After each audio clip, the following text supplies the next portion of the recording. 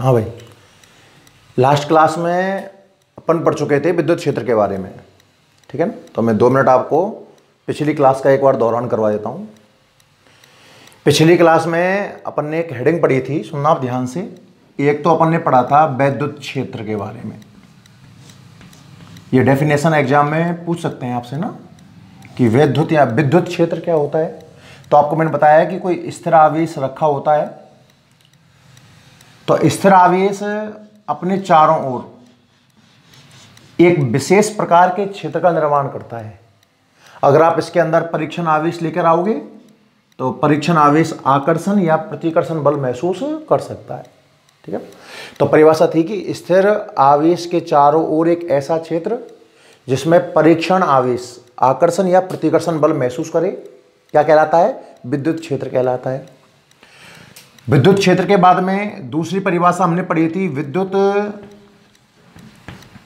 क्षेत्र की तीव्रता। विद्युत क्षेत्र की तीव्रता जिसका प्रतीक कैपिटल ई होता है। तो आपको मैंने एक सूत्र बताया था कि जब आप परीक्षण आवेश को इस क्षेत्र के अंदर लेकर के आए हो तो इस परीक्षण आवेश ने कोई ना कोई बल महसूस किया होगा, है ना। तो वो तो बल, कौन सा बल?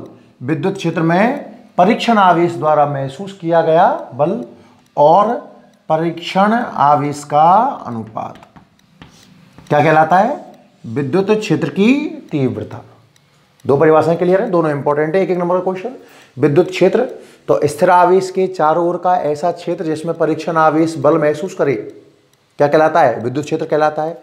और विद्युत क्षेत्र की तीव्रता, विद्युत क्षेत्र में परीक्षण आवेश पर लगने वाला बल और परीक्षण आवेश का अनुपात विद्युत क्षेत्र की तीव्रता कहलाता है।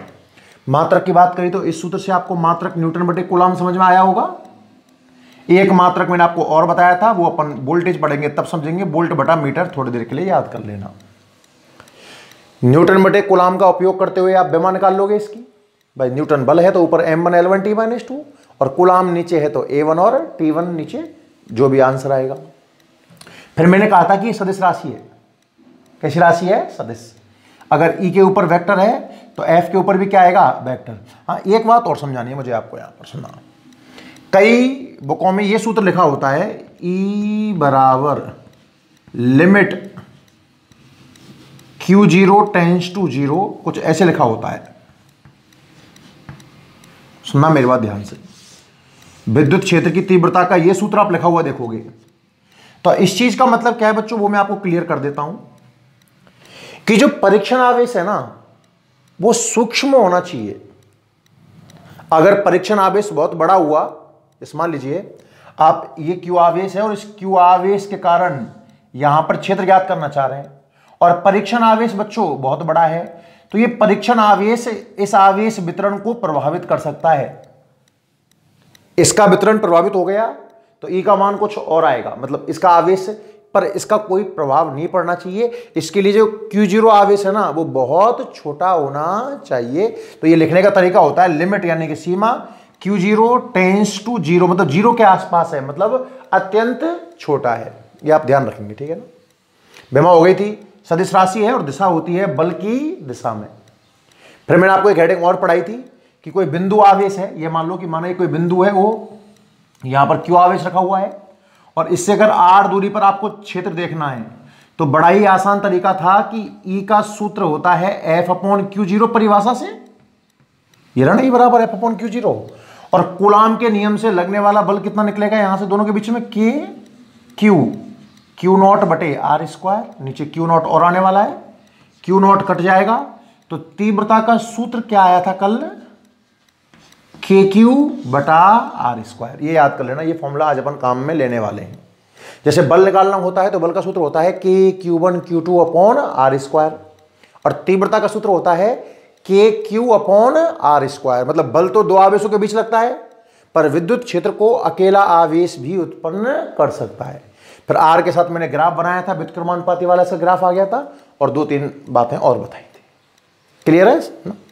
तो ये मैं लास्ट लेक्चर में आपको करवा चुका हूं। अब कहानी को आगे बढ़ाते हैं भाई, देखिए ध्यान से। जैसे हमने आवेशों के लिए अध्यारोपण का सिद्धांत पढ़ा, भाई मैंने बहुत सारे आवेश लिए और उनके बीच में अध्यारोपण के सिद्धांत से परिणामी बल देखा।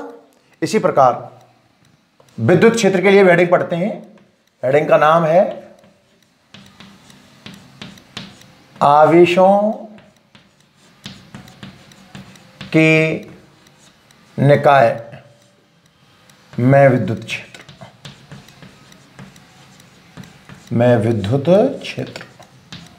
अभी तक कल जो आपने सूत्र देखा था E बराबर KQ/R², वो एक सिंगल आवेश की वजह से था, है ना। और इस हेडिंग क्या करूंगा मैं, आवेशों का एक निकाय लूंगा, एक समूह मानूंगा जिसमें बहुत सारे आवेश रहे होंगे। तो ऐसा कुछ मान लीजिए कि ये लो कोई निकाय पर विचार कर लेते हैं। भाई बहुत सारे आवेश हैं, मतलब यहां पर आवेश क्या मान लिया हमने Q1, यहां का आवेश क्या मान लिया हमने Q2, यहां का आवेश यहां ले लो कहीं भी हमने क्या मान लिया Q3, इसी प्रकार यहां का आवेश क्या मान लिया हमने Qn। ऐसा ही मैंने आपको आवेशों के लिए बल के लिए पढ़ाया था कि माना किसी निकाय में n आवेश हैं, Q1, Q2, Q3, Qn वगैरह वगैरह। अब सुनना ध्यान से, इन दोनों में एक अंतर है बल में और विद्युत क्षेत्र में। क्या बल निकालने के लिए आपको बल एक आवेश पर देखना होता था? भाई मैं इन सभी आवेशों का बल देखूं तो मुझे कोई ना कोई आवेश लेना पड़ता था। तो मैंने Q0 आवेश लिया था, कोई Q0 पर बल देखा था, तो उस निकाय में Q0 के अलावा अन्य सभी बल लगा रहे थे।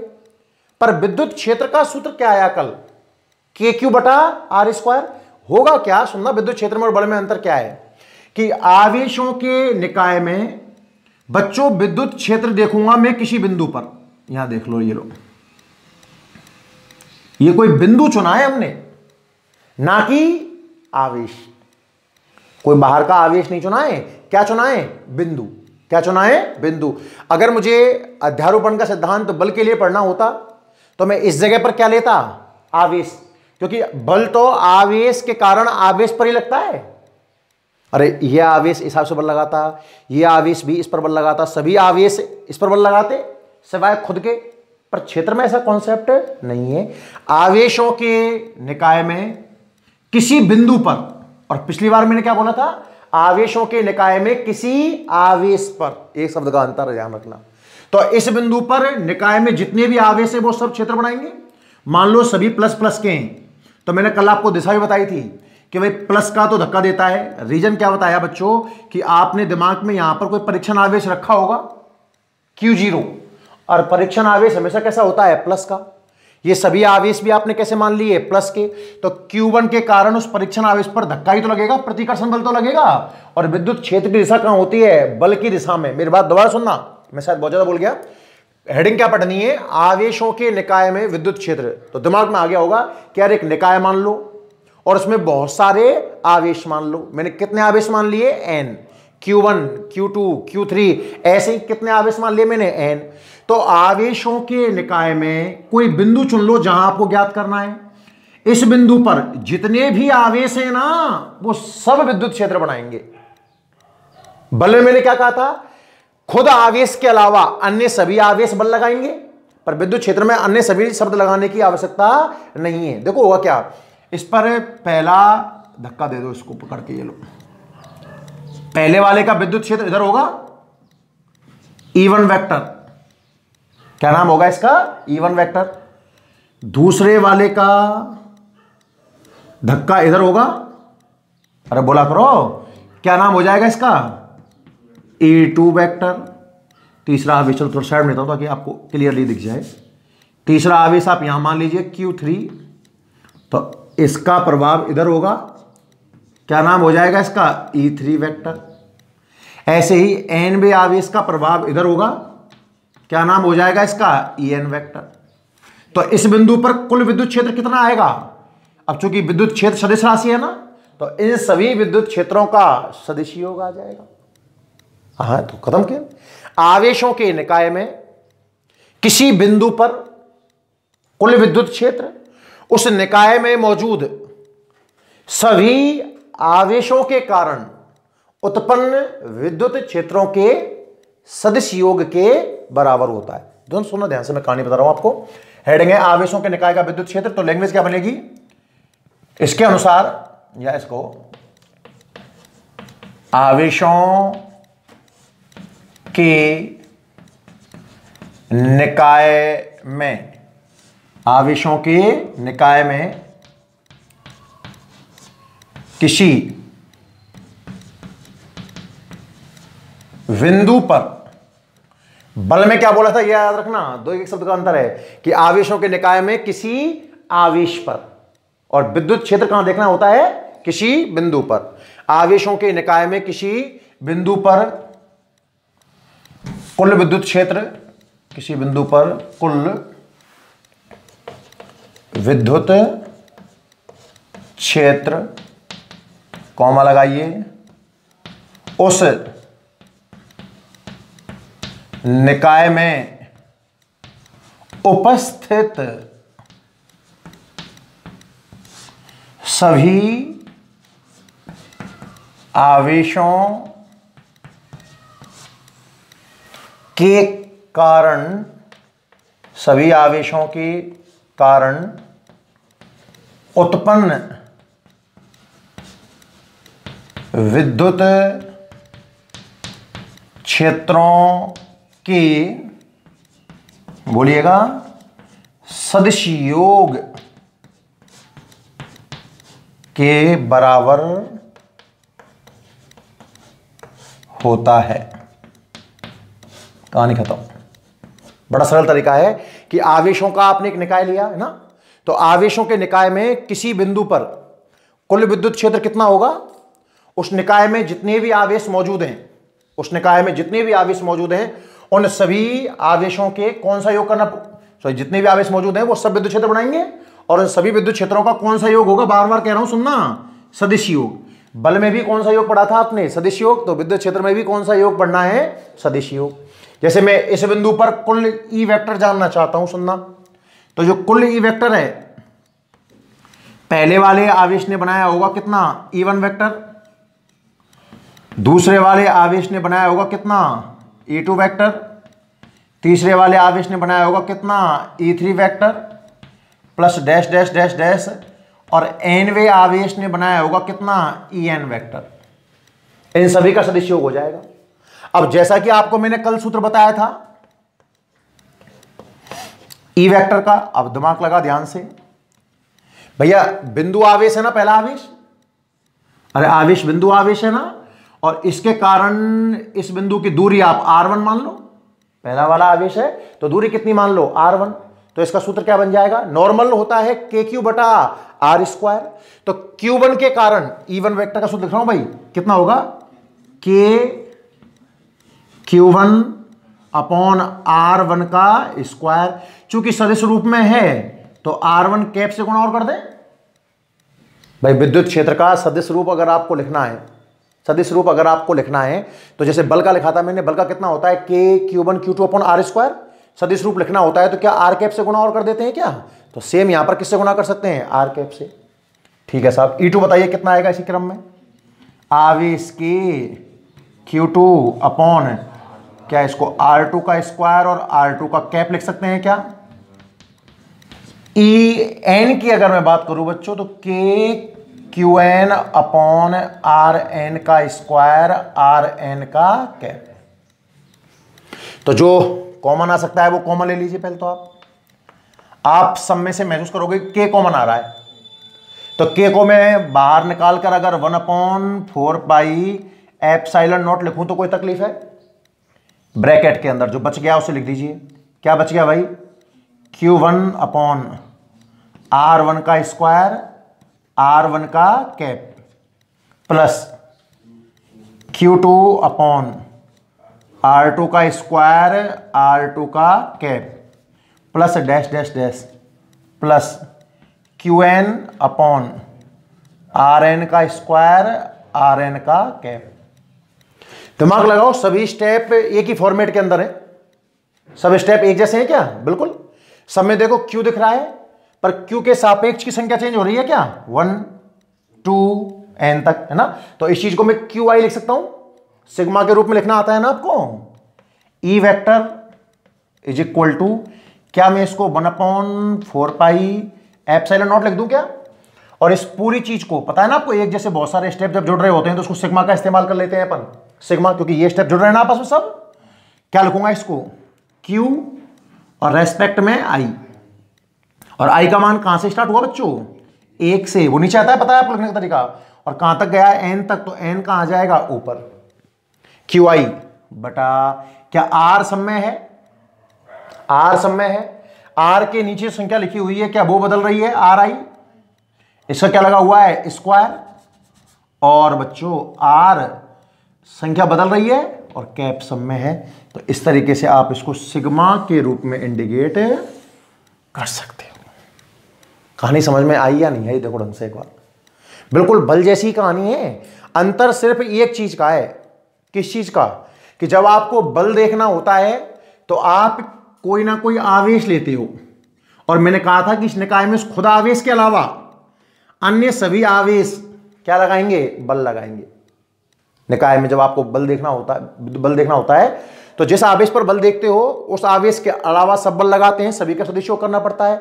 और विद्युत क्षेत्र में क्या पढ़ा हमने कि आवेशों के निकाय में विद्युत क्षेत्र किसी आवेश पर नहीं देखा जाता, बिंदु पर देखा जाता है, और जिस बिंदु पर देखना होता है उस बिंदु पर जितने भी आवेश मौजूद हैं वो सब विद्युत क्षेत्र पैदा करेंगे, और कुल विद्युत क्षेत्र, उन सभी विद्युत क्षेत्रों का बार बार कह रहा हूं कौन सा योग होने वाला है, सदिश योग। और सदिश योग कैसे करते हैं आपको पता है, दो सदिश हों P और Q थीटा कोण पर क्रियाशील हों तो परिणामी का सूत्र आता है अंडर रूट में P स्क्वायर, लास्ट वीडियो में पढ़ाया था आपको मैंने, Q square plus 2PQ cos theta.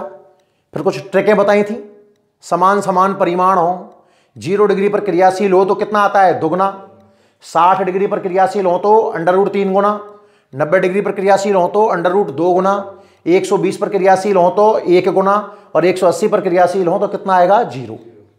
वापस से आज अपन अध्यारोपण वाले सिद्धांत करेंगे बल और क्षेत्र के, एक बार आप इसको जल्दी से नोट कर लें, करिए भाई नोट करिए, थोड़ा फास्ट नोट करें आप, है ना,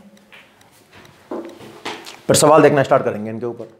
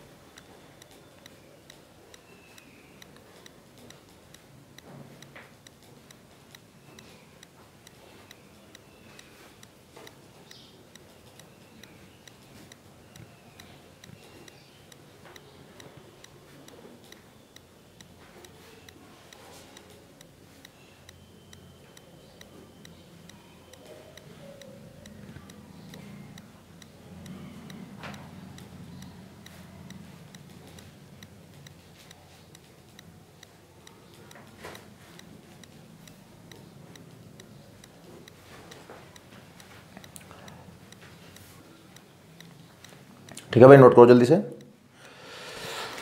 ऐसा करो इसका एक स्क्रीनशॉट ले लो भाई, स्क्रीनशॉट ले लें, मैं थोड़ा साइड में हो रहा हूँ ना, फिर अपन आगे बढ़ते हैं, आप नोट कर लेना, फिर इसको थोड़ा टाइम बचेगा, कम से कम 5-7 मिनट तो बच ही जाएंगे आराम से, ठीक है।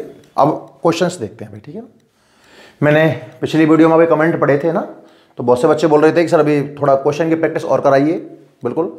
अब अपन विद्युत क्षेत्र कर लिया है, क्योंकि दोनों के क्वेश्चन लगभग एक जैसे होंगे, वही अध्यारोपण बल में लगेगा, वही अध्यारोपण विद्युत क्षेत्र में लगेगा, इसलिए मैंने 2-3 क्वेश्चन करवाए थे, अब अपन पूरा क्वेश्चंस करने वाले हैं इसके ऊपर ना, ठीक है। तो देखिए आगे, देखिए क्वेश्चन, देखिए भाई,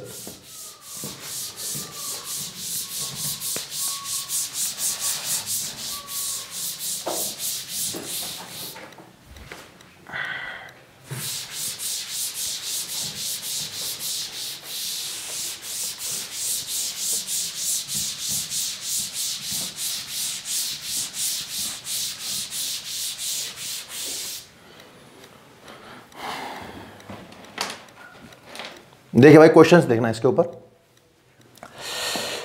कुछ क्वेश्चंस हैं, है ना, आरबीएससी की बुक के ही हैं, क्योंकि एनसीईआरटी में तो इसके ऊपर इतना ज़्यादा क्वेश्चंस है नहीं, तो कुछ पुरानी बुक से अपन प्रैक्टिस कर लेते हैं। क्वेश्चन देखिएगा, सारे क्वेश्चन इंपॉर्टेंट हैं भाई। क्वेश्चन मैं आपको बोल रहा हूं, लिखाऊंगा नहीं, है ना। क्वेश्चन है कि दो एक समान और बराबर आवेश 3 मीटर की दूरी पर है। चलो फटाफट मैं नोट भी कर देता हूं। दो एक समान तथा बराबर आवेश 3 मीटर की दूरी पर हैं। उनके मध्य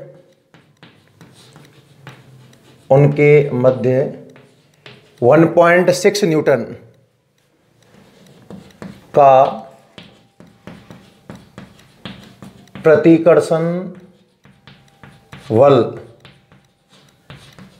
कार्य करता है। प्रत्येक आवेश का मान क्या होगा?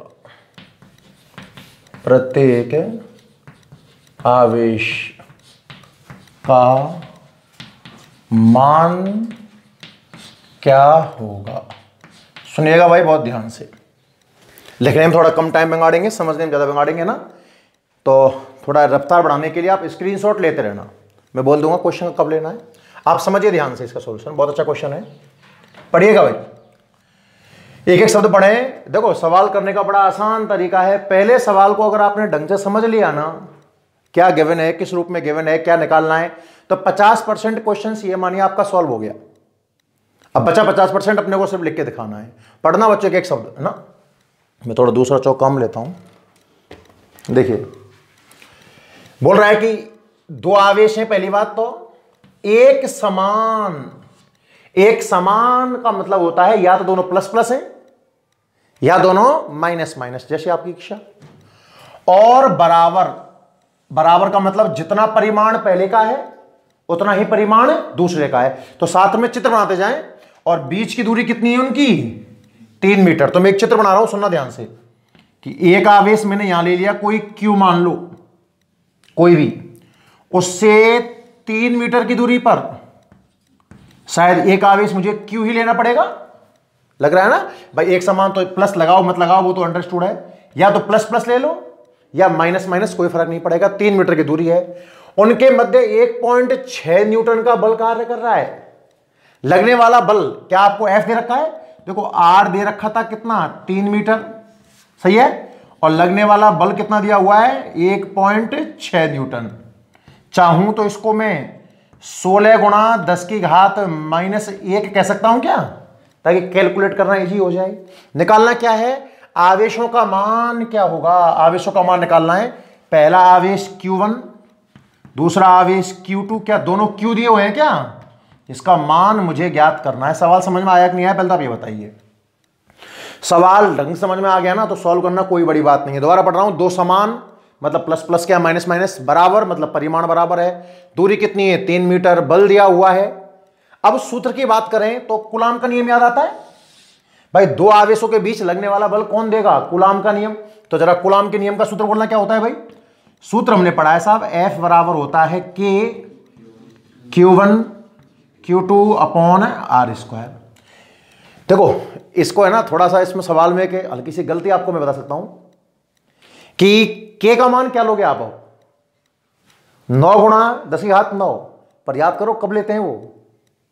निर्वात या वायु, ऐसा कुछ प्रश्न में बोला नहीं गया है, कहीं इंडिकेट नहीं किया है। तो इंडिकेट ना करे तो जाहिर सी बात है क्या मान लेना है? निर्वात मान लेना है। वैसे तो कहना चाहिए, एक शब्द लिखा होना चाहिए कि उनके मध्य वायु में लगने वाला बल 1.6 न्यूटन है। यह आप दिमाग रखना थोड़ा सा, है ना भाई। तो अब कुछ नहीं दिया है तो फिर क्या करें? वायु या निर्वात ही मान लेंगे। चलो सारे मान जमाओ, अपने आप उत्तर आएगा। एफ का मान क्या जमाना है? ढूंढो एफ का मान कहां है? 16 गुणा 10 की घात माइनस का 1 है। के का मान है 9 गुणा 10 की घात 9। और दिमाग लगा, Q1 भी Q है, Q2 भी Q है। Q गुणा Q बच्चों कितना आ गया? Q स्क्वायर बटे क्या बीच की दूरी का स्क्वायर। और बीच की दूरी कितनी है 3, और 3 का स्क्वायर कितना आ जाएगा 9। क्या 9 ने 9 को मार दिया? अरे हाँ या ना? अब सुन, तुझे तो क्यों निकालना है ना, तो क्या 10 की पावर 9 नीचे आएंगी और नीचे से कहां जाएंगी ऊपर? देखो थोड़ा घुमा के लिख रहा हूं, ये स्टेप आप समझने का प्रयास करना भाई, आप 12th क्लास में हो तो सिर्फ इधर तो क्यू स्क्वायर बचने वाला है शायद। अरे हाँ या ना? 10 की पावर 9 नीचे आई होंगे, नीचे से ऊपर जाएंगी तो क्या घात का चिन्ह बदल जाएगा?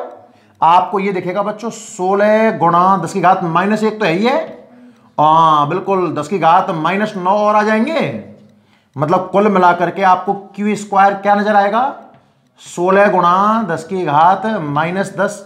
वर्गमूल ले लें, वर्गमूल, तो वर्गमूल लोगे तो 16 का कितना आएगा 4, और पावर तो आधी हो जाती है, आपको पता होना चाहिए। अंडर रूट का मतलब घात 1/2। अच्छा, अगर यहां -6 होता तो आप माइक्रो लिख देते इसको।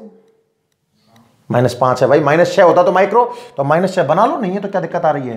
क्या इसको मैं 1 0 बढ़ाकर 10 की घात -6 कोलाम लिखूं तो कोई तकलीफ है किसी को? अरे बात तो वही है ना, प्लस का 1 यहां जुड़ेगा तो माइनस का 5 ही तो बचेगा, हाँ या ना? और -6 को आप माइक्रो लिखो, तो उन आवेशों के परिमाण कितने रहे होंगे भाई? बोला करो यार, 40 माइक्रो कूलाम। सवाल ये सॉल्व करना कोई बड़ी बात नहीं है, मैंने एक बात समझना, सवाल है क्वेश्चन को पढ़ना और उसको समझना।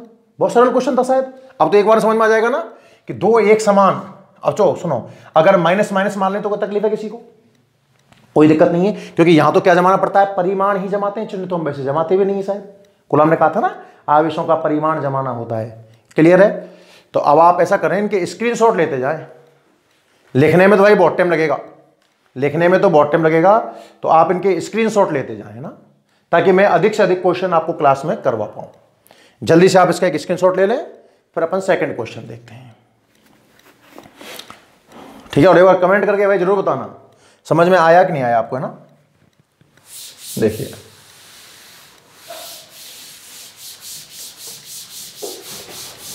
अगला क्वेश्चन देखिए,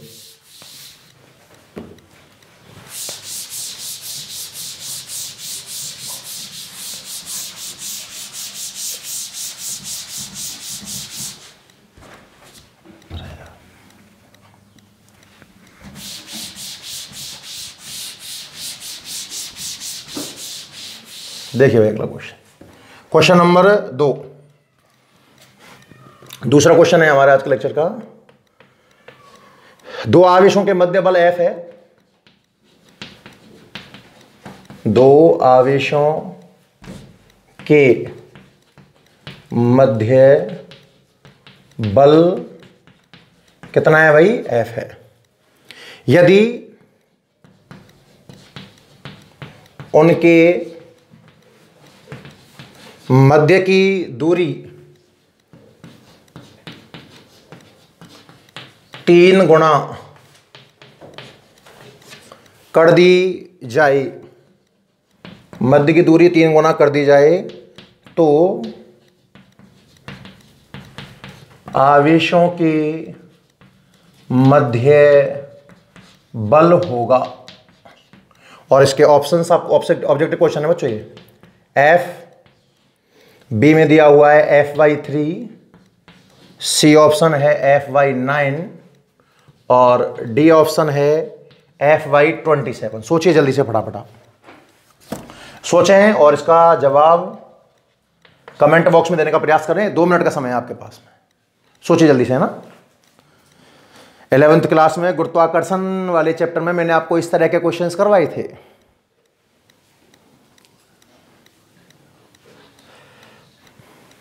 जल्दी सोचिए, फिर आपको तरीका भी बताएंगे इसका और इसकी एक शॉर्ट ट्रिक भी बताएंगे। भरपूर क्वेश्चन करवाए जाएंगे भाई आपको, है ना? थोड़ा सब्र रखें, हर एक व्यक्ति का पढ़ाने का तरीका अलग होता है ना?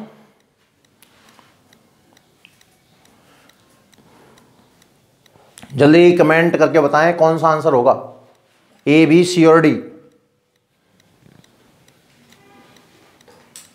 दो आवेश हैं, मध्य की दूरी 3 गुना कर दी गई है, याद रखना, बस ये शब्द काम का है। बीच की दूरी कितनी कर दी गई है? 3 गुना।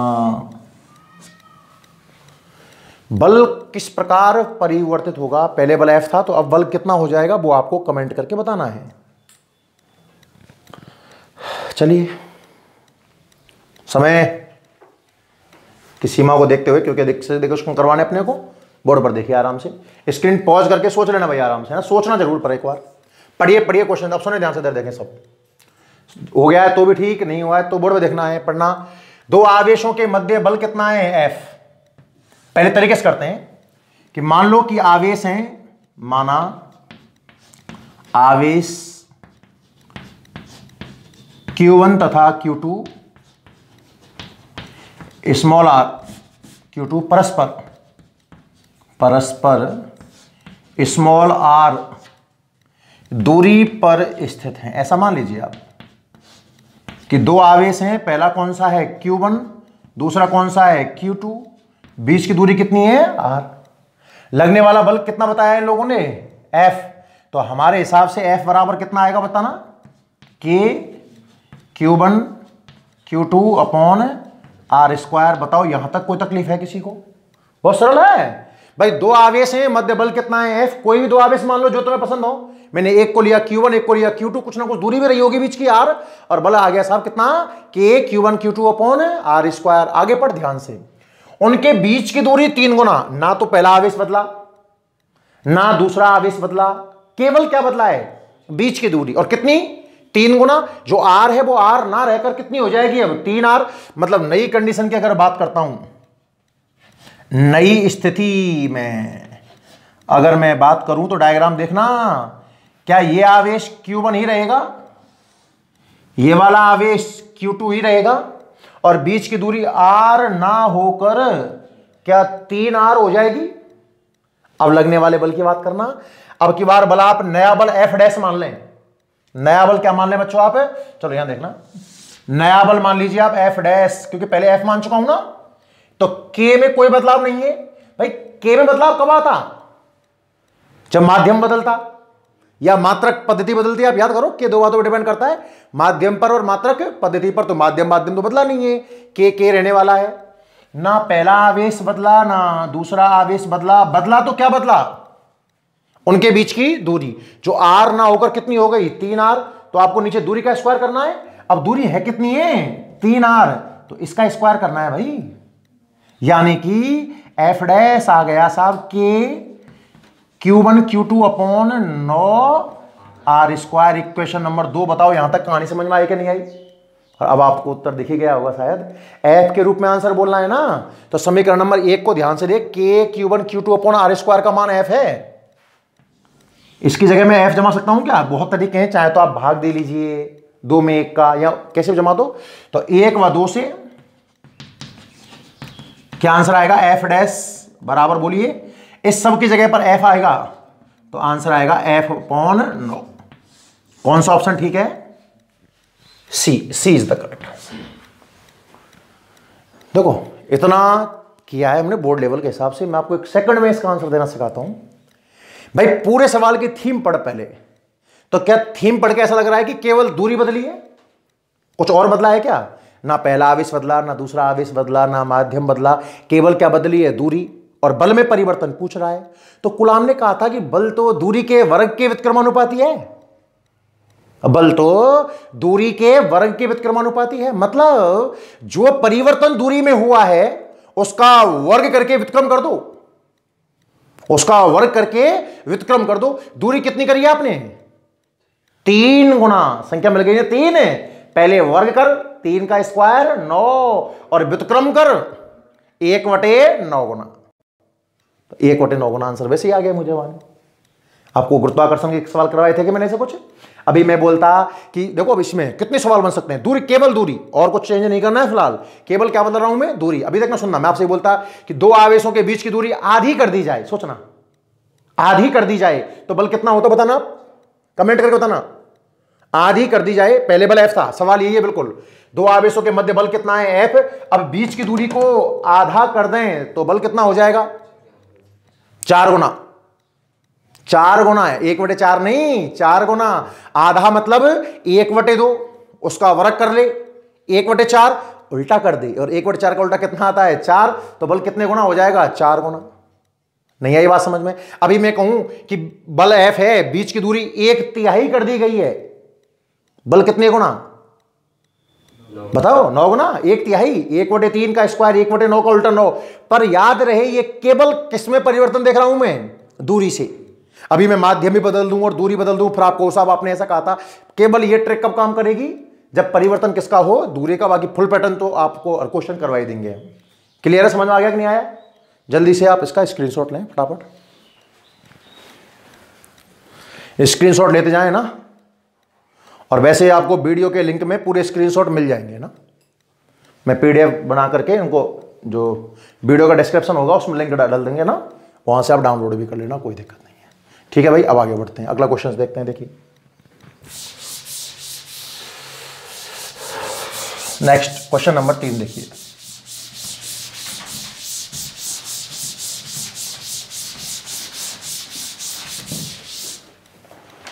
देखिए भाई क्वेश्चन नंबर 3 क्या कह रहा है।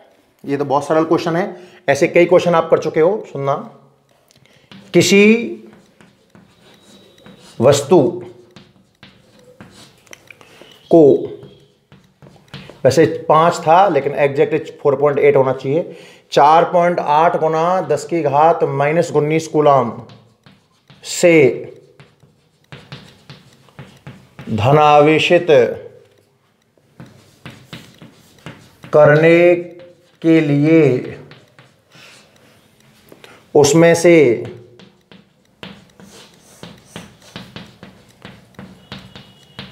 कितने इलेक्ट्रॉन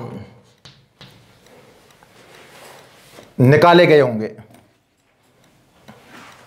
कितने इलेक्ट्रॉन निकाले गए होंगे। जल्दी से कमेंट करके बताना, ऑप्शन लिख रहा हूं मैं, 3, 5, 7 या 9। करें जल्दी से, एक बार सोच के देखें आप, क्या ये क्वेश्चन कर सकते हो? जल्दी करो, अगर आपसे हो जाए तो एक बार कमेंट करके जरूर बताना है। किसी वस्तु को 4.8 गुना 10 की घात -19 कूलम धनावेशित, तो समझ गए होंगे आप धनावेशित वस्तु कब होगी, जब वस्तु से इलेक्ट्रॉन निकालेंगे ना। कितने इलेक्ट्रॉन निकाले जाएं वो आपको बताना है, इलेक्ट्रॉनों की संख्या। ट्राई करें। हाँ बिल्कुल बिल्कुल, बहुत बढ़िया जवाब है। 3 ए ऑप्शन आया होगा आपका शायद ना। अरे ए ऑप्शन आया होगा, बहुत आसानी से हो जाएगा भाई। देखना कैसे, अगर आप वीडियो लगातार देख रहे हो तो आराम से होगा। सुनना, पढ़ना सवाल, पढ़ना सवाल। क्या आपको आवेश का मान दे रखा है? अरे क्यू का मान दे रखा है क्या? कितना है क्यू का मान? 4.8 गुना 10 की घात -19 कूलम। करने के लिए कितने इलेक्ट्रॉन, क्या आपको इलेक्ट्रॉन की संख्या निकालनी है? और आवेश और इलेक्ट्रॉन की संख्या कुछ याद आया? क्वांटीकरण। क्या याद आया? कि किसी भी वस्तु का आवेश इलेक्ट्रॉन के आवेश का पूर्ण गुणज होता है। क्या बच्चों फॉर्मूला यहां पर Q बराबर NE लगेगा? क्या आपको N निकालना है तो क्या इसका सूत्र Q/E हो जाएगा? Q कितना है?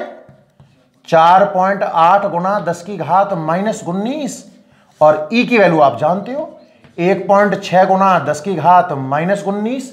ये कट जाएगा और 3 पॉइंट से पॉइंट गया, 16 से 48 कितनी बार? 3 बार। मतलब उस वस्तु से कितने इलेक्ट्रॉन निकालने होंगे भाई? 3 इलेक्ट्रॉन निकालने होंगे। क्लियर है ये तो ना? जल्दी से स्क्रीनशॉट ले लो फटाफट, फिर आगे बढ़ते हैं। नेक्स्ट क्वेश्चन,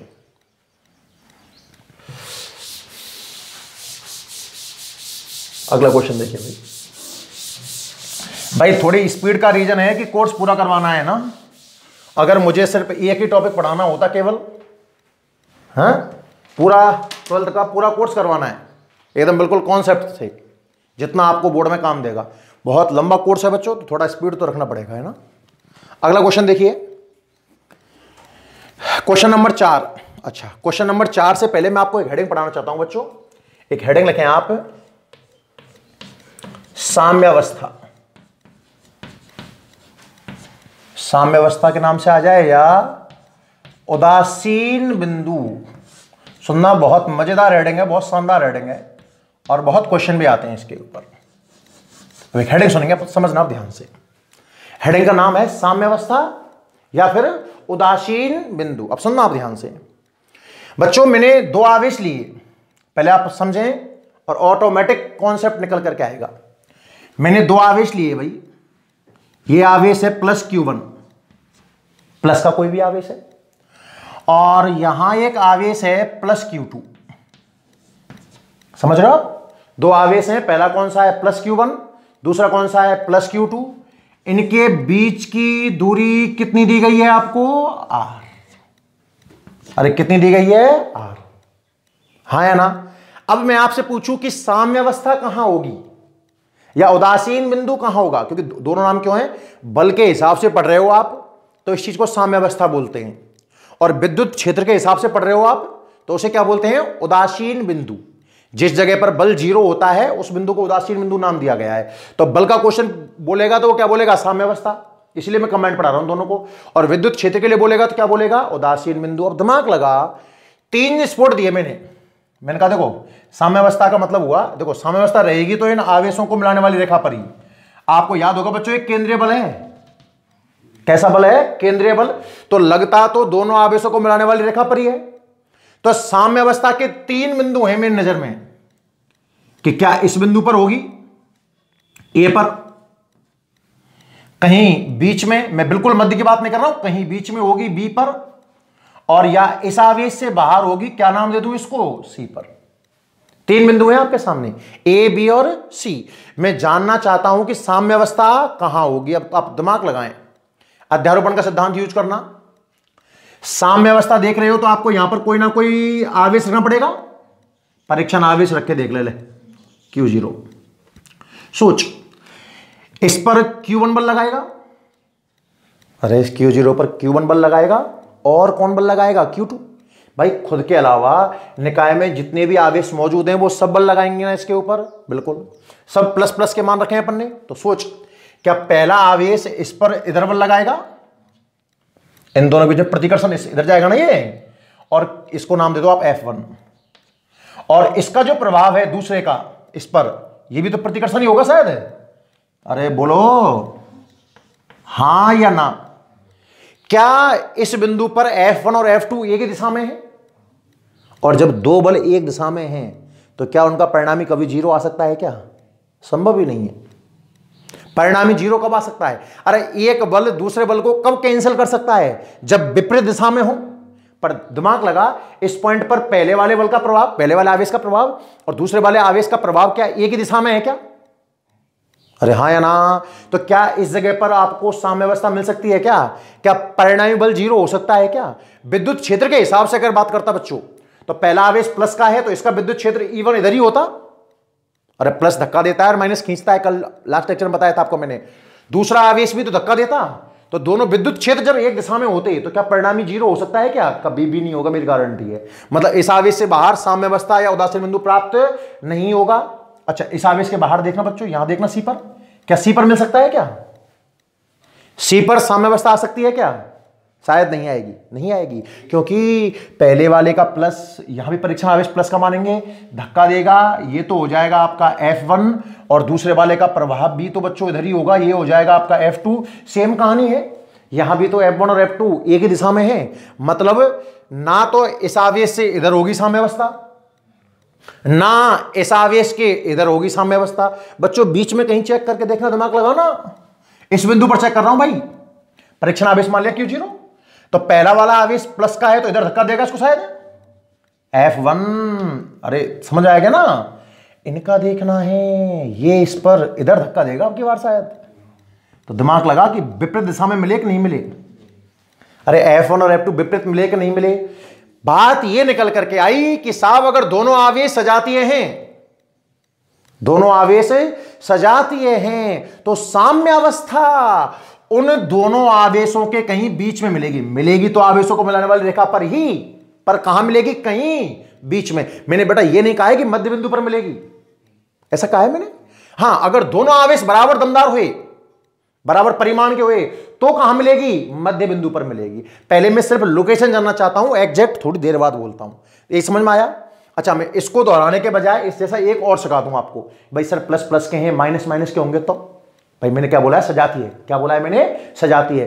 तो सजाती है में प्लस प्लस हो जरूरी है क्या? माइनस माइनस भी तो हो सकता है। सोच, दिमाग लगा। वापस दूसरा क्वेश्चन, यहां पर यह आवेश होता माइनस का Q1, और यहां से कुछ दूरी पर यह आवेश होता साहब माइनस का Q2। क्या दोनों आवेश अब की बार भी सजातीय हैं? तो अगर सजातीय हैं तो साम्यावस्था बाहर मिलनी चाहिए कि बीच में मिलनी चाहिए? बीच में। मैंने कहा ना कॉन्सेप्ट, सजातीय होंगे तो कहां मिलेगी? बीच में। ले दिमाग लगा ध्यान से। वापस से मैंने 3 लोकेशन मान ली, इनको आगे बढ़ा दिया, इसको आगे बढ़ा दिया। एक लोकेशन तो मैंने वापस से, मैं तो पहले वाले सवाल बना रहा हूं बिल्कुल।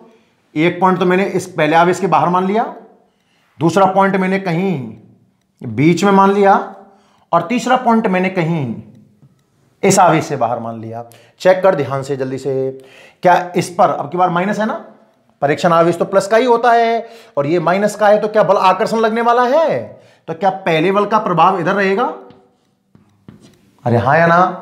और ये भी तो माइनस है, तो फिर दूसरे वाले बल का प्रभाव भी शायद इधर ही रहेगा।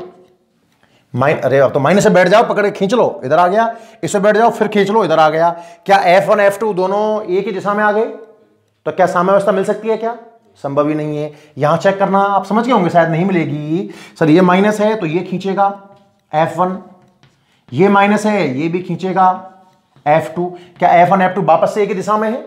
और जब बल एक ही दिशा में हो तो साम्यावस्था का सवाल ही पैदा नहीं होता। बच्चों बीच में चेक करना ध्यान से। परीक्षण आवेश यहां प्लस का है, ये माइनस का है, तो इस प्लस को इधर खींचेगा शायद है।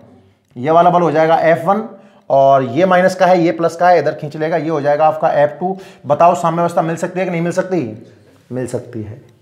तो एक कॉन्सेप्ट समझ में आया। इस पूरी कहानी को नहीं लिखाऊंगा मैं, एक सिर्फ लाइन लिखाऊंगा। क्या कि अगर आवेश सजातीय हैं, गांठ बांध के रख लेना भाई, बहुत इंपॉर्टेंट है, और बहुत अच्छे अच्छे क्वेश्चन होते हैं इस कॉन्सेप्ट से। अगर आवेश, अच्छा ये 2 चीजों में लागू है, बल में लागू है और विद्युत क्षेत्र में भी लागू है। और अच्छी बात कहूं, हर सदिश राशि में लागू है, अदिश राशियों में नहीं है। क्योंकि अदिश राशियों में क्या नहीं होती है बच्चों? दिशा। ये पूरा खेल किसकी वजह से चल रहा है? दिशा की वजह से। कोई भी सदिश राशि हो, उसकी साम्यावस्था चेक करनी हो तो सजातीय अगर आवेश हैं तो साम्यावस्था कहां मिलेगी? बीच में। अक्सर 2 ही राशियां पढ़ने को मिलेंगी, बल और विद्युत क्षेत्र। अच्छा सर विजातीय होंगे तो चेक करना एक बार ध्यान से। दिख जाएगा कि साफ करूं इसको बोर्ड पे? एक बार साफ करने में फायदा है ना, नीचे दिखेगा नहीं ना पूरा ढंग से। एक रख लेते हैं कंपेयरिंग करने के लिए, दूसरा मैं साफ कर रहा हूं, देखना आप। तो मैंने कहा भाई सजातीय है तो कहां मिलेगी? बीच में मिलेगी। विजातीय चेक करके देखते हैं एक बार।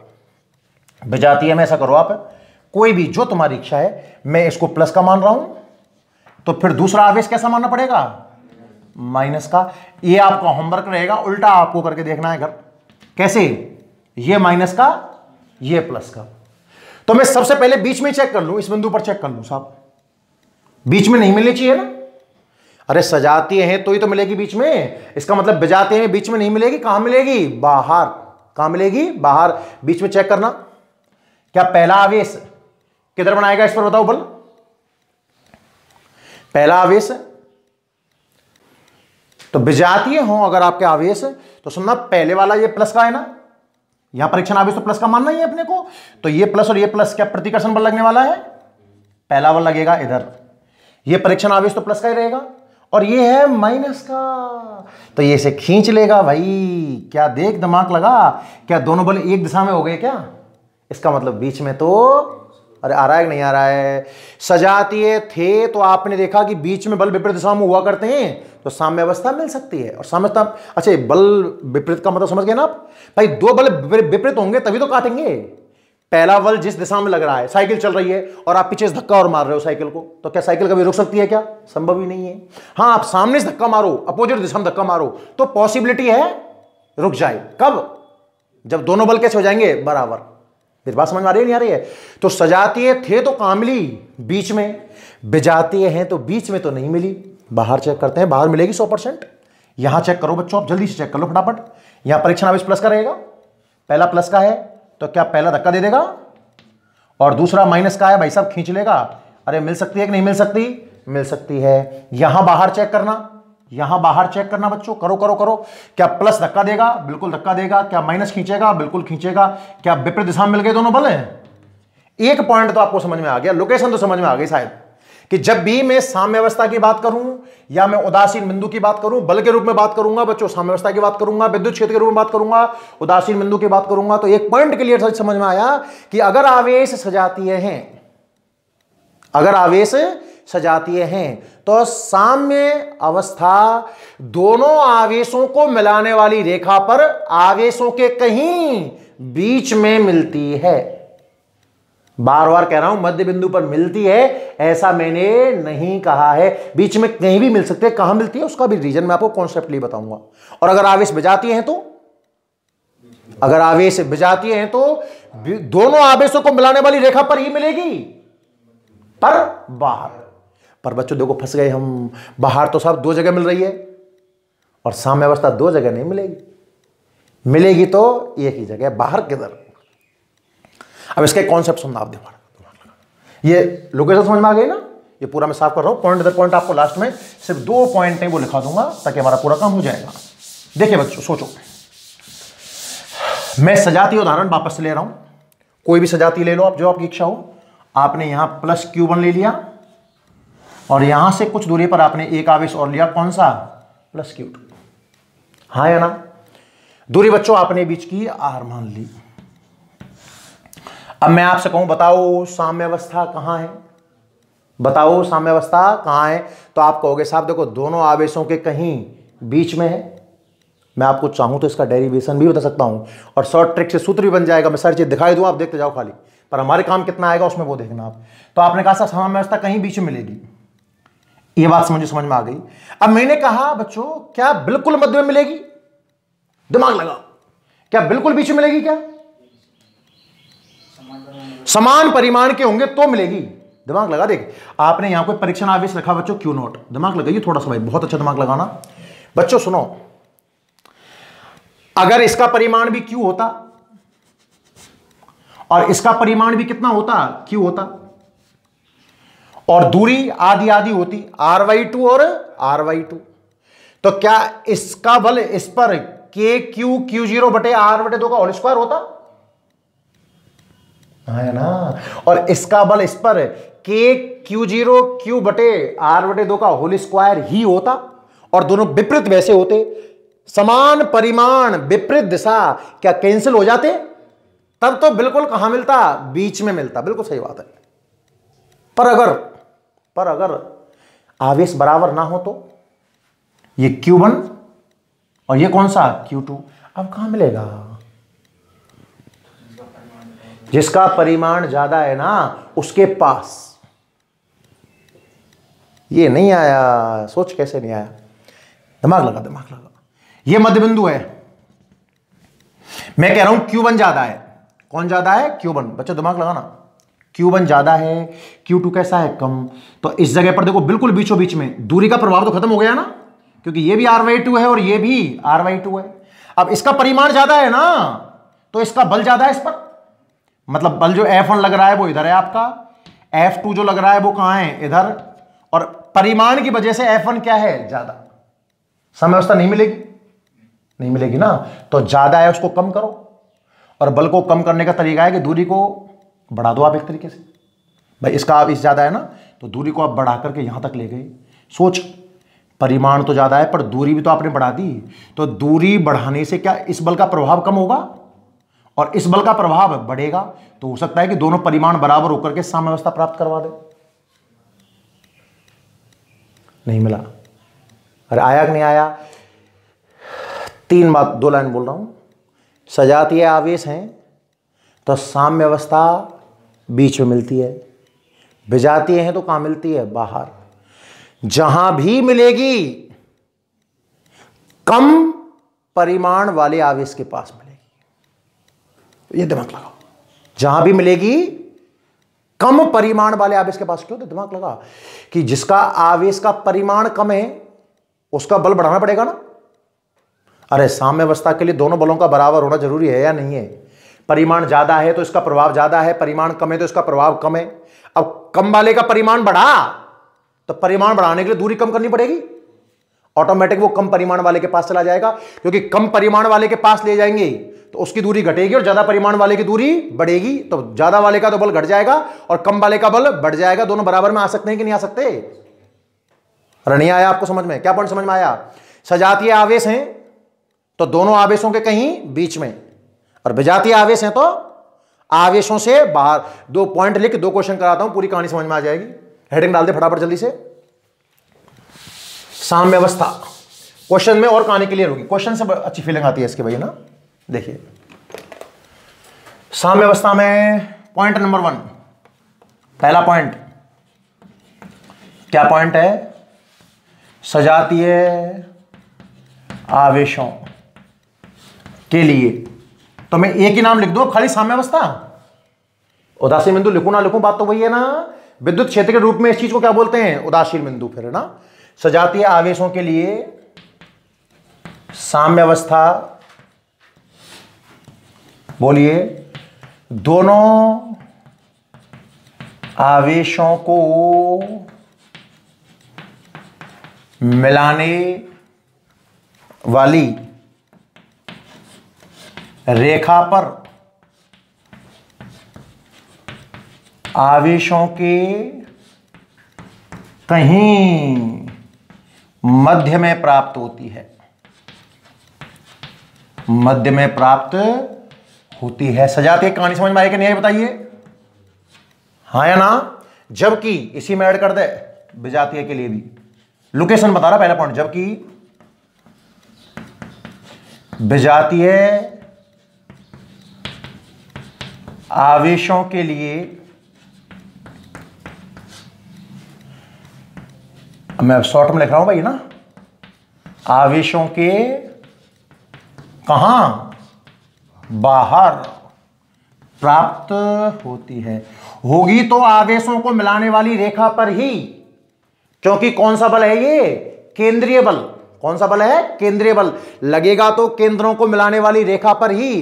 पर मुद्दे की बात क्या है कि अगर वो सजातीय हैं, अगर आवेश कैसे हैं? सजातीय है, तो साम्यावस्था कहां मिलती है? मध्य में। कहां मिलती है? मध्य में। और अगर आवेश विजातीय हैं तो साम्यावस्था कहां मिलती है? बाहर। कहां मिलती है? बाहर। सेकंड पॉइंट, साम्यावस्था हमेशा, बोलिएगा जल्दी से, ये इंपॉर्टेंट है, कम परिमाण वाले आवेश के पास प्राप्त होती है। अब इनके सवाल देखते हैं। अब जल्दी से दोनों पॉइंट नोट करें फटाफट, लिखो जल्दी से। साम्यावस्था की परिभाषा लिखाना चाहूं तो आप समझ जाएंगे ना। ऐसा बिंदु जहां परिणामी बल शून्य हो, परिभाषा भी लिख लो फटाफट चाहो तो आप, कोई कहिए फिर। ऐसा बिंदु, अगर साम्यावस्था की बात कर रहे हो तो क्या बोलना पड़ेगा? बल। और उदासीन बिंदु की बात कर रहे हो तो विद्युत क्षेत्र। हालांकि मैं उदासीन बिंदु आपको विद्युत बल रेखाओं में द्वारा पढ़ाऊंगा, है ना। तो फिलहाल मैं साम्यावस्था के हिसाब से परिभाषा लिख रहा हूं। ऐसा बिंदु जहां, बोलिएगा, परिणामी बल, बल मत बोलना, क्या बोलना? परिणामी बल कैसा हो बच्चों? शून्य हो। जल्दी से नोट करें आप फटाफट, ये बात बहुत काम की चीज है ना, रफ्तार में नोट करो।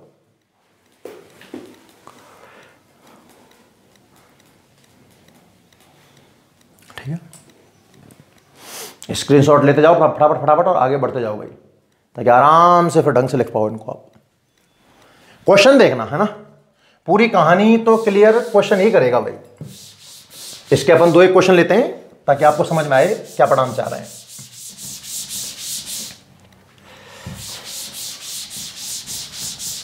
देखिए,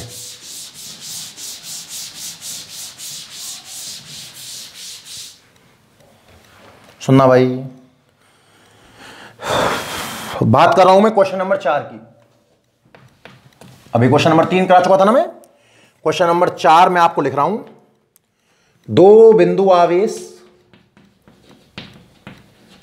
2 बिंदु आवेश, कौन कौन से आवेश है बच्चों?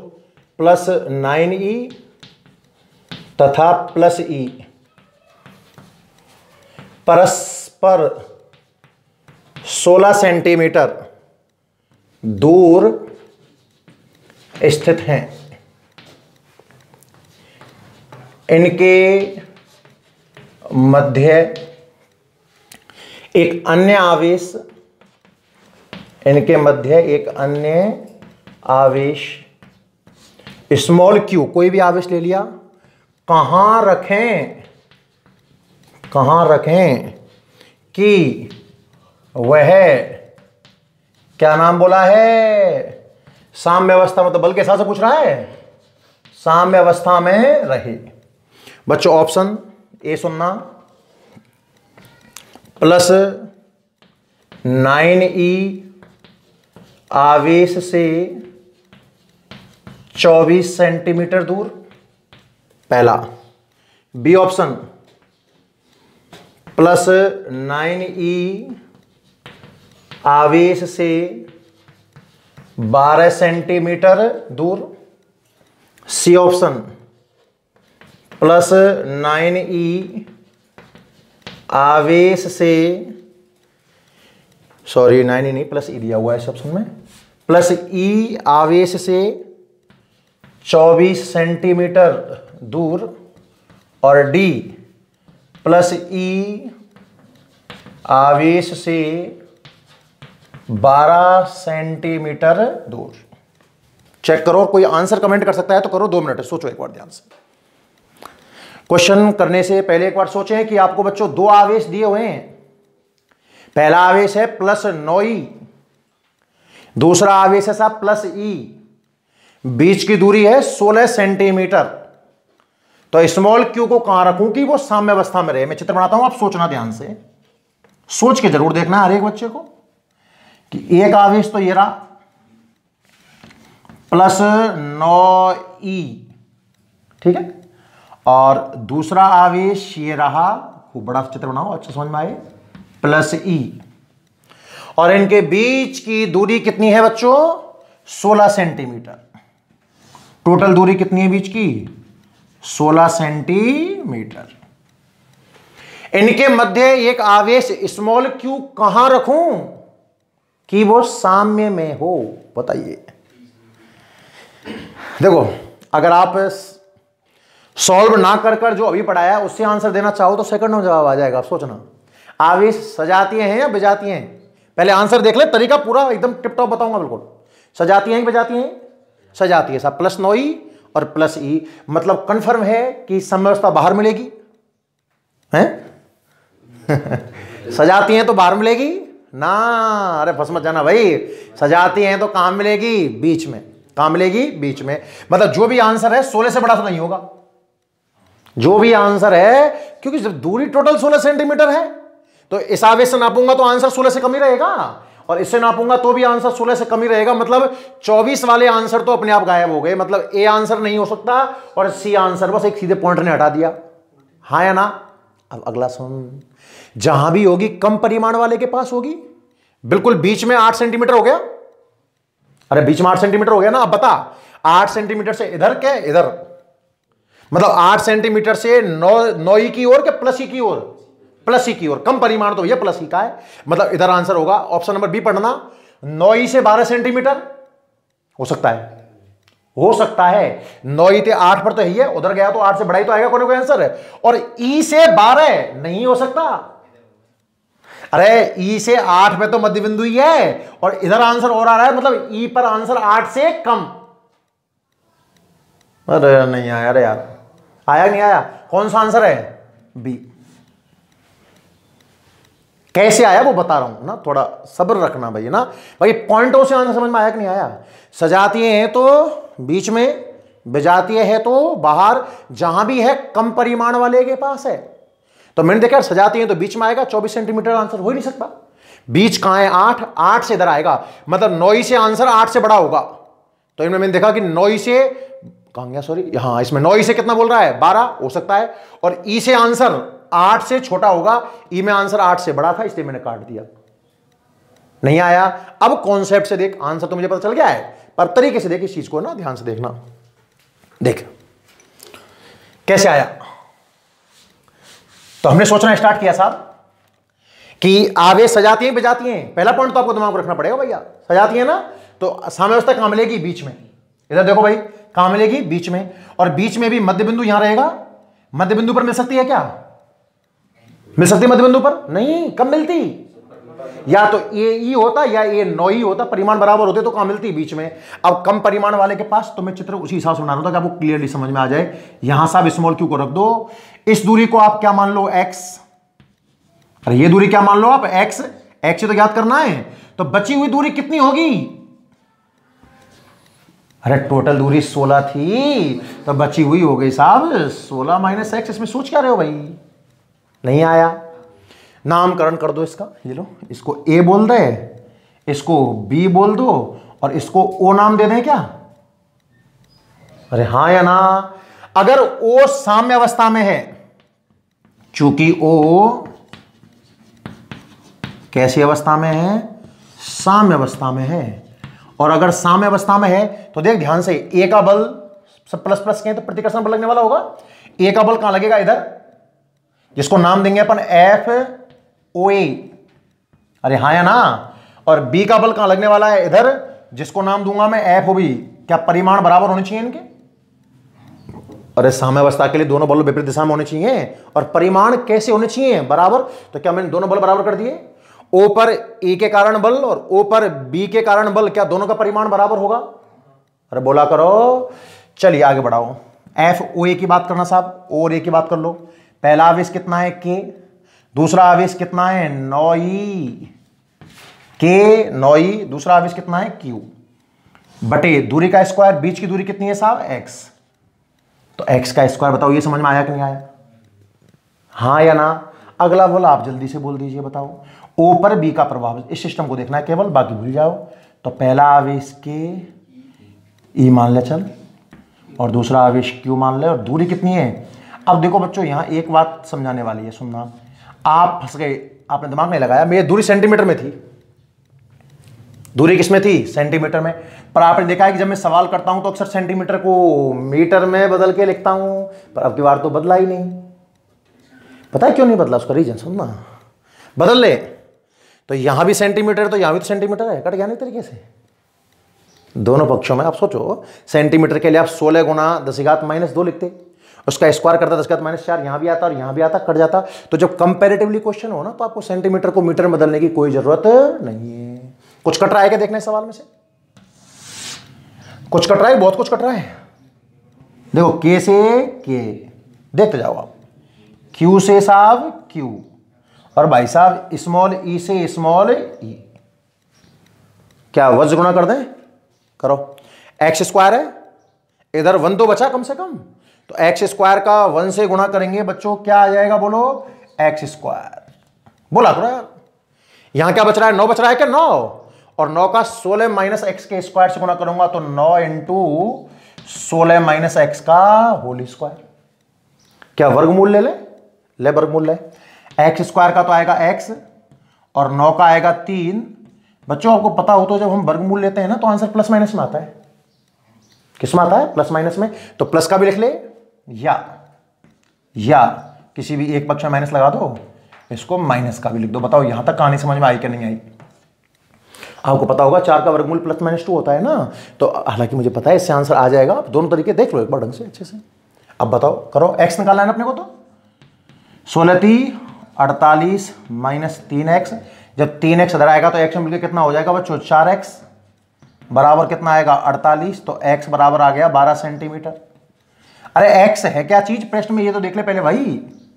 x क्या चीज है, प्लस 9e से, कौन से आवेश से, प्लस 9e से उदासीन बिंदु की दूरी है 12 सेंटीमीटर। आंसर आया कि नहीं आया। अगर इस सवाल में प्लस e से दूरी पूछूं तो ठीक है ना भाई। तो साम्य अवस्था कहां मिली भाई, 24 सेंटीमीटर नहीं मिल सकती ना। 24 सेंटीमीटर क्यों नहीं मिल सकती, क्योंकि बाहर तो मिलेगा ही नहीं। तो साम्य अवस्था आ गई 9 से 12 सेंटीमीटर दूर। उम्मीद है आपको साम्य अवस्था का कॉन्सेप्ट समझ में अब आ गया होगा भाई, क्लियर है। तो जल्दी से आप इसका एक स्क्रीनशॉट ले लो, फिर अपन आगे बढ़ते हैं। स्क्रीनशॉट से लिख लेना तो मैं ठीक ठाक क्वेश्चन करा पाऊंगा आपको भाई ना, ठीक है ना। और आगे बढ़े, अगला क्वेश्चन देखें, नोट करो उसको जल्दी से।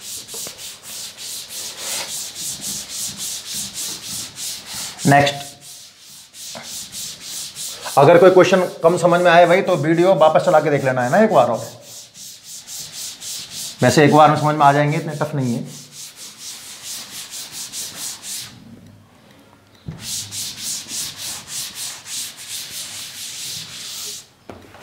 नेक्स्ट देखिए भाई, क्वेश्चन नंबर 5 में लिख रहा हूं आप, और इसका जवाब देंगे, जल्दी से देखना, सोचना। क्वेश्चन नंबर 5 है कि दो समान गोले, क्वेश्चन नंबर 5 कह रहा है कि दो समान गोले जिन पर विपरीत तथा असमान आवेश है,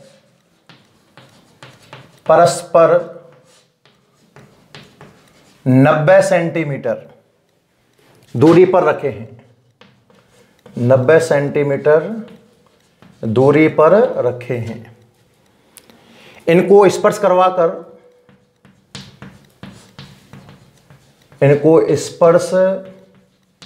करवाकर पुनः उतनी ही दूरी पर रख दिया जाए, पुनः उतनी ही दूरी पर रख दिया जाए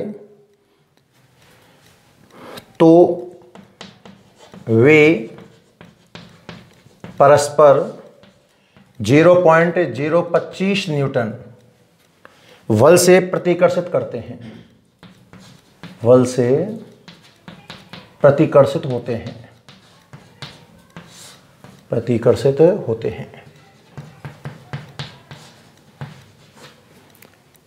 दोनों का अंतिम आवेश क्या होगा? दोनों गोले हैं ना, उनका आपको अंतिम आवेश बताना है। ऑप्शन सुनिए ध्यान से।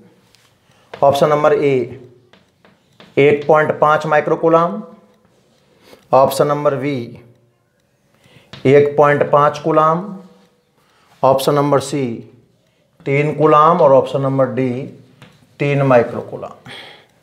सुनना अच्छे से आप ध्यान से बोर्ड पर ना। आप चाहो तो स्क्रीन पॉज करके, है ना, ट्राई कर सकते हो एक और ढंग से। स्क्रीन पॉज करके आप इस क्वेश्चन को ट्राई कर सकते हो भाई ना, और फिर आप इसका कमेंट देखना, सॉल्यूशन उसके बाद देखना। पहले आप स्क्रीन पॉज करके एक बार सॉल्यूशन इसको देख लेना ढंग से ना। मैं बढ़ता हूं आगे भाई, ध्यान से देखना, पढ़ना अच्छे से। पहले सवाल मैंने कहा, अगर सवाल समझ में आ गया ना तो आपको लगेगा किया हुआ सवाल है। क्या कहा इसने कि दो समान गोले, समान गोलों का मतलब क्या है भाई? समान गोलों का मतलब है कि उनकी त्रिज्याएं कैसी हैं आपस में? बराबर। पहले की त्रिज्या अगर r है तो दूसरे की त्रिज्या भी कितनी है? r। समान गोले का अर्थ तो हुआ ये, बहुत बढ़िया। जिन पर विपरीत का मतलब बच्चों एक पर प्लस है तो दूसरे पर क्या होगा? माइनस। और असमान आवेश है, मतलब एक पर Q1 है तो एक पर क्या है? Q2। त्रिज्या दोनों के बराबर है, पहले की r है दूसरे की भी r है। ये लाइन कह रही है समान गोले हैं। विपरीत और असमान कुछ भी आवेश है, एक पर तो प्लस का है और एक पर किसका है? माइनस का। एक पर 5 है, एक पर 20 है। परिमाण भी अलग अलग है, प्रकृतियां भी कैसी हैं? अलग अलग। कोई टेंशन नहीं है। परस्पर बीच की दूरी कितनी है? काम की चीज 90 सेंटीमीटर। आर जिसको मैं बोलता हूं दूरी को, वो 90 सेंटीमीटर है। आगे बढ़। अब आपने क्या किया? उनको स्पर्श करवाया। मेन लाइन कुछ याद आया स्पर्श करवाने से? चालन द्वारा आवेशन याद आया? जब दो गोलों को स्पर्श करवाया जाए या फिर चालक तार से जोड़ दिया जाए तो आवेश का प्रभाव होता है। और मैंने आवेश का एक गुणधर्म लिखाया था, पॉइंट नंबर 4, कि जब दो चालक गोलों को स्पर्श करवाकर पृथक किया जाता है तो आवेश का बंटवारा त्रिज्या के अनुपात में होता है। और अगर त्रिज्याएं बराबर हो तो आवेश बराबर बट जाता है। हाँ या ना? नहीं आया समझ में? दो गोले हैं, कुछ भी आवेश है, दिमाग में कुछ भी सोच ले, दूसरे पर कुछ भी आवेश मान ले, टच करवा, और टच करवा के जब उनको अलग करेगा तो क्या उनके अंतिम आवेश बराबर रहे होंगे? 100%। कोई एग्जांपल सोच के देख कैसे कम समझ में आएगा। फॉर एग्जांपल्स, इस पर आवेश है माइनस का 5 माइक्रोकूलाम, इस पर आवेश है प्लस का 20 माइक्रोकूलाम। सुनना ध्यान से। इसकी त्रिज्या भी r है, इसकी त्रिज्या भी r है। जब टच करेगा तो कुल आवेश कितना हो जाएगा? 25 हो जाएगा। वेरी गुड, बहुत बढ़िया। कुल आवेश कितना हो जाएगा इनका? 15। अरे प्लस का 20 और माइनस का 5, कुल आवेश कितना आया? 15। और जब अलग अलग करूंगा तो आधा आधा बटेगा, 7.5 माइक्रोकुलाम और 7.5 माइक्रोकुलाम। तो क्या अंतिम आवेश बराबर है कि नहीं है? अरे नहीं यार भाई, आपको भाई क्या ये बताओ आप तो मुझे कि जब समान गोले हैं, समान आकार के गोले हैं, उनको स्पर्श करवाकर जब अलग करूंगा तो उनका अंतिम आवेश जो भी होगा रहेगा तो बराबर, रहेगा तो बराबर। पढ़ दोबारा सवाल। दो समान गोले हैं, विपरीत आवेश है, असमान आवेश है, बीच की दूरी 90 है। आपने स्पर्श किया और फिर उतनी ही दूर कितनी दूर? 90 सेंटीमीटर पर ही रख दिया। उतनी ही दूर रख दिया जाए तो उनके बीच बल दे दिया 0.025 न्यूटन। दोनों का अंतिम आवेश क्या होगा? एक बात तो मुझे समझ में आ जानी चाहिए भाई कि जो भी उनका अंतिम आवेश होगा Q1 और Q2, क्या वो बराबर होगा? और वही तो ज्ञात करना है। सवाल नंबर 1 भी तो ऐसा ही था। सवाल नंबर 1 पढ़ना। 1 में क्या बोला था उसने? सीधा बोल दिया। 1 में क्या बोला है उसने? दो एक समान बराबर आवेश बोल दिया ना सीधा कि दोनों आवेश कैसे हैं? एक समान है और कैसे हैं? बराबर। और यहां इसने ये चीज सीधी ना बोलकर आपको ये इतना सिस्टम दिया घुमाने के लिए। और आपको इसके लिए जानकारी होनी चाहिए कि जब दोनों गोलों का आकार बराबर है और आप स्पर्श करवाकर उनको अलग कर रहे हो तो उनके अंतिम आवेश कैसे होंगे बच्चों? बराबर रहे होंगे। ये कहानी समझ में आई कि नहीं आई? अब कोई दम नहीं है सवाल में। दूरी कितनी है बीच की? 90 सेंटीमीटर। क्या मीटर में चेंज कर लूं क्या? 9 गुणा 10 की घात माइनस का 1 आएगा। अरे -2 से गुणा किया होगा, 1 0 खा जाएगा। आपको समझ में आता है इतना? तो लगने वाला बल कितना दिया है भाई? 0.025 न्यूटन। क्या मैं इसको 25 गुणा 10 की घात -3 न्यूटन लिख सकता हूं क्या? अरे बोला करो ने कहा आवेश हो गया, दूरी हो गई और अब क्यू ज्ञात करना है तो आपको कूलाम का नियम लगाना है। सीधी सी बात है। F बराबर होता है साहब K Q1 Q2 upon R²। कुछ नहीं कहा है तो सीधी सी बात है वायु या निर्वात मान लेना है। मतलब K का मान क्या जमाना है? 9 गुणा 10 की घात 9। जमाइए बच्चों। बल का मान कहां है भाई? बल का मान है 25 गुणा 10 की घात -3। K का मान है 9 गुणा 10 की घात 9। Q1 भी Q है, Q2 भी Q है, तो क्या Q² हो जाएगा? और बीच में दूरी का स्क्वायर, दूरी कितनी है? स्क्वायर करना है बच्चों तो 9 गुणा 9 2 बार कर दे और 10 की घात -1 कितना हो जाएगा? -2। देख ध्यान से, क्या 9 से 9 कट गया? क्या 9 से 9 कट गया? इसके बटे में क्या मान ले? 1 वज गुना कर दे, इसका वहां गुना करेगा तो क्या तुझे 10 की पावर 9 गुणा Q² नजर आएगा? इसका गुना यहां करेगा तो 25 गुणा 9 गुणा 10 की घात माइनस का 5 नजर आएगा भाई, -3 और -2। अरे बोला करो, क्या 10 की पावर 9 को नीचे लेके ऊपर ले जाऊं तो चिन्ह बदल जाएगा? 10 की पावर 9 नीचे तो पहुंच जाएगा, नीचे से ऊपर जाएगा तो कितना पहुंचेगा? -9। क्या नजर आएगा बच्चों? Q² बराबर 25 गुणा 9 गुणा 10 की घात -14। 9 ऊपर से नीचे गए तो -9 हो गए और 5 पहले चाहिए। 9 और 5 कितने हुए? 14। क्या वर्गमूल ले लूं? वर्गमूल 25 का कितना? 5। 9 का कितना? 3 और -14 का -7।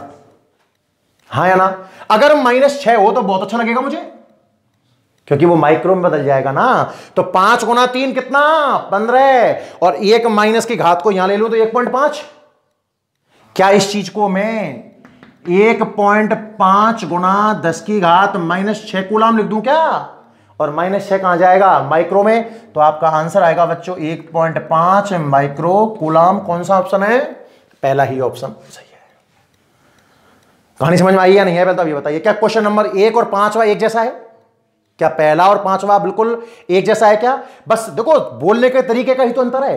पहले में उसने साफ बोल दिया कि दोनों आवेश बराबर हैं और एक जैसे हैं, और इसमें उसने बोला नहीं, उसमें तो कुछ और ही बोला है। इसने बोला है कि दोनों गोले सजा समान हैं, विपरीत आवेश है, असमान है, 90 सेंटीमीटर दूर है। पर मुद्दा की बात क्या याद आई कि जब स्पर्श करवा कर अलग करेगा उसको, और दो गोले को अगर स्पर्श करवा के अलग करें, अगर वो समान आकार के हैं तो 100% उनका अंतिम आवेश कैसा होगा? बराबर। कुछ भी आवेश मान लेना, कैसी गणित करके देख लेना, अंतिम आवेश क्या रहेगा? बराबर। वही मुझे ज्ञात करना था। तो इस सवाल में जो दिमाग की बत्ती जलनी चाहिए ना, वो इस जगह पर जलनी चाहिए भाई मेरे हिसाब से। तो काम की चीज ये समझ में आने वाली है, जल जाएगी ना? अरे हाँ या ना, ये तो काम की चीज है, बाकी सिंपल कैलकुलेशन है। जल्दी से आप इसका स्क्रीनशॉट लें फिर अपन आगे बढ़ते हैं। टाइम हो गया वैसे, है ना। एक आध दो क्वेश्चन और देख लें, और देख लो एक दो क्वेश्चन तो, एक आध तो और देख लो, फिर उसके बाद अपन आगे बढ़ेंगे, है ना। क्वेश्चन तो क्या है, बहुत हैं क्वेश्चन, तो बहुत ज़्यादा हैं, ठीक है ना, और थोड़ा समय चाहिए इनके लिए भी। अगला क्वेश्चन है क्वेश्चन नंबर 6 सुनने का, ये आप कमेंट करके जवाब दे देना, लिखा नहीं रहा हूं। दो आवेशों के मध्य कांच की प्लेट रख दी जाए।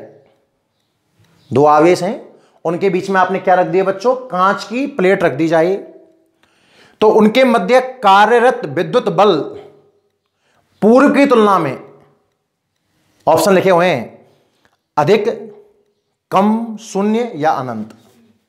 सोच समझ के जवाब देना भाई ना, मैं लिख ही देता हूं ना, आपके हालात देखकर लिखने में ही फायदा है। देखिए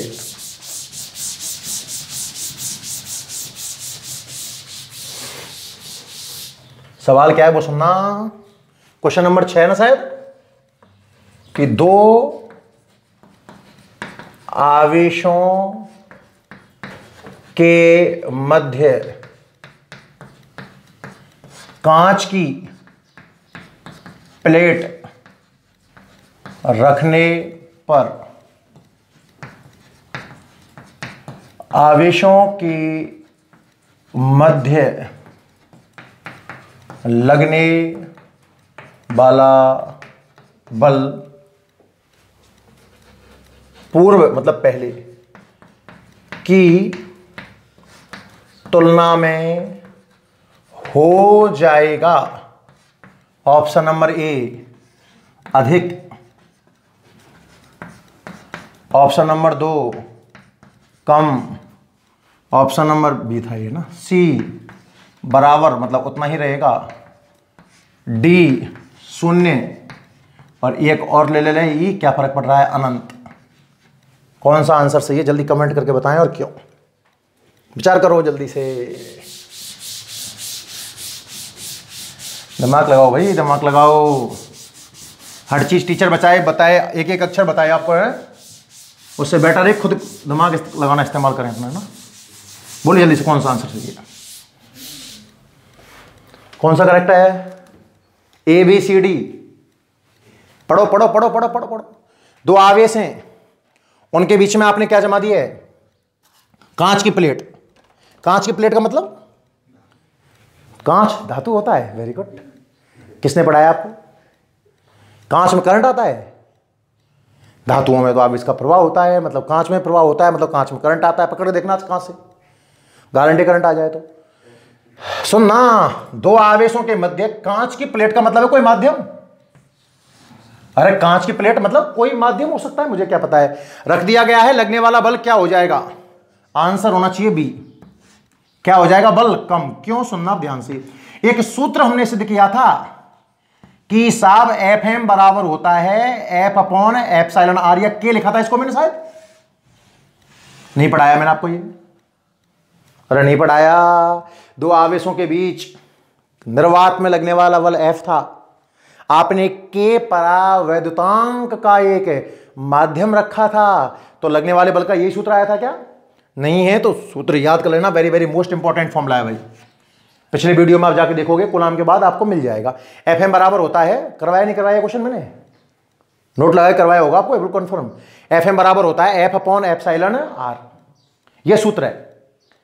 अब फिर मैंने यह भी कहा था कि चूंकि एप्सिलॉन आर का मान हमेशा 1 से बड़ा होता है, परावैद्युतांक का जो मान है, याद कर निर्वात के लिए मैंने 1 बताया था, वायु के लिए 1.0054 बताया होगा, लगभग 1 बताया था, पानी के लिए 80 बताया था, और धातुओं के लिए अनंत बताया था। और मैंने कहा था कि इसका मान लगभग हमेशा 1 से बड़ा आता है, और चूंकि 1 से बड़ी संख्या का भाग गया है एफ में, तो क्या मैंने यह भी सिद्ध किया था कि एफ एम कम है एफ से। अरे क्या था क्या, और वहां एक लाइन भी लिखाई थी, याद कर इस जगह पर बोर्ड पर पहला स्टार लगा के लिखाया था कि जब आवेशों के मध्य माध्यम रख दिया जाता है तो लगने वाला बल निर्वात की तुलना में कम हो जाता है। और एक दूसरा स्टार और लगाया था, मैंने कहा अगर धातु, सुनो, अगर आप धातु सोच रहे हो उधर देखना, कांच अगर धातु होता, अभी आंसर समझ में आया? कम होगा पहले तो ये बताओ, कम वाला आंसर समझ में आया कि नहीं आया? पढ़ना, दो आवेशों के मध्य कांच की प्लेट रख दी है, मतलब माध्यम रख दिया है, तो लगने वाला बल, आवेशों के मध्य लगने वाला बल पूर्व की तुलना में, पूर्व का मतलब इंडिकेट कर रहा है निर्वात की तुलना में क्या कम हो जाएगा? बिल्कुल कम हो जाएगा साहब। बल हमेशा घटता है, बल हमेशा घटता है। और अगर आप धातु सोच रहे हो ना, तो नालायक को उत्तर 0 हो जाएगा। क्यों? धातुओं के लिए तो एप्सिलॉन आर कितना आता है? अनंत, और अनंत का भाग दे, बल कितना आ जाएगा? 0। इस सवाल में अगर मैं दो आवेशों के मध्य तांबे की प्लेट रख दी जाए, बहुत अच्छा क्वेश्चन बन जाएगा। दो आवेशों के मध्य तांबे की एक प्लेट रख दी जाए तो लगने वाला बल पूर्व की तुलना में कितना हो जाएगा बच्चों? 0। क्यों 0 होगा? क्योंकि धातुओं के लिए एप्सिलॉन आर कितना आएगा? अनंत, और अनंत का भाग देके देख कितना उत्तर आता है? 0। लगने वाला बल कितना हो जाएगा? 0। अब देखो यहां पर एक कॉन्सेप्ट आपको और बताता हूं, सुनना ध्यान से। क्या बल का सूत्र आया था 1/4 pi epsilon not Q1 Q2 upon R²? अरे आया था कि नहीं आया था? और विद्युत क्षेत्र का सूत्र आया है, सुन लो, सुनने वाली बात है। 1/4 pi epsilon not Q upon R², मतलब KQ अपॉन R², ये तो आया है। देख, सुन सुन सुन सुन सुन, माध्यम बदलने से क्या ये स्टेप तो चेंज होता है? अरे जब मैं माध्यम बदलता हूं भाई, तो यही तो एप्सिलॉन आ जाता है, जो आगे जाके epsilon naught into epsilon R हो जाता है। हां या ना? क्या जब हम माध्यम बदलते हैं तो Q1 Q2 बदलते हैं? क्यों बदलेंगे Q1 Q2? ना Q1 बदलता है, ना Q2 बदलता है, ना R बदलता है, ये स्टेप चेंज होता है। इसी तरह विद्युत क्षेत्र में इसका मतलब ये स्टेप चेंज होगा? अरे हाँ या ना?